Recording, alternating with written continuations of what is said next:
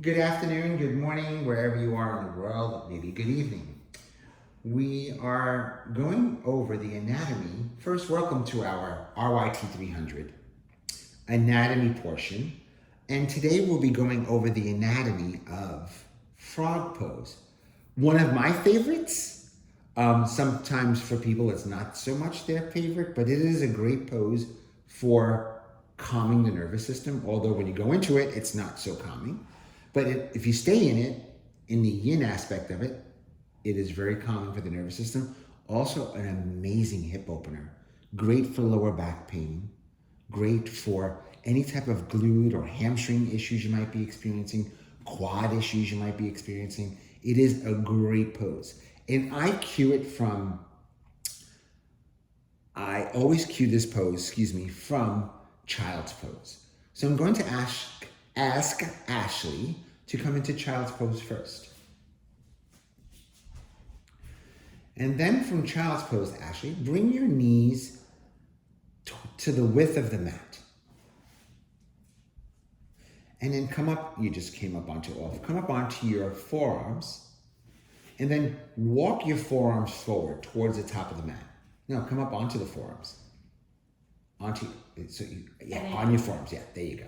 Now, bring your knees even further apart. And then from here, begin to draw your hips so that they come in line with your knees. And then slide your elbows beneath your shoulders. Beautiful. And then from here, bring your knees even further apart if you have the flexibility. And then lower your forehead and chest down to the earth. And then slide your arms out in front of you or away. And then bring your hips back just a bit more. Good. Frog pose. So what are we doing? It's a big time, tremendous hip opener. So we're stretching our quads, stretching our hamstrings, our legs being in this position. We're stretching our inner thighs, adductor muscles, We're stretching our glutes, stretching our hamstrings, stretching our shins, stretching our calf muscles, our gastrocs, stretching our hamstring muscles here.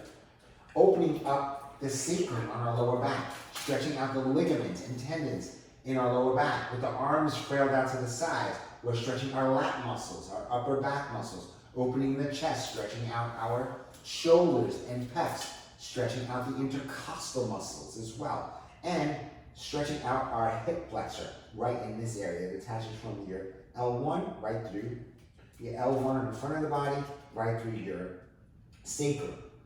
L5 through your S1, 2, 3, and 4. And then from here, what you're also doing is you're bringing your nervous system down a notch. You're calming your nervous system. If you did a big time fiery practice, a lot of leg work, hanging in frog pose for several minutes before you go into Savasana stretches out the whole entire lower half of your body and upper half of your body. And if you need support, you can slide a bolster underneath you. And then to come out of this pose, I will ask Ashley to gently slide her hands beneath her shoulders. Begin to tuck her toes under, and then lift her knees up, and then bring her knees together, and then come into child pose. Frog pose. Namaste.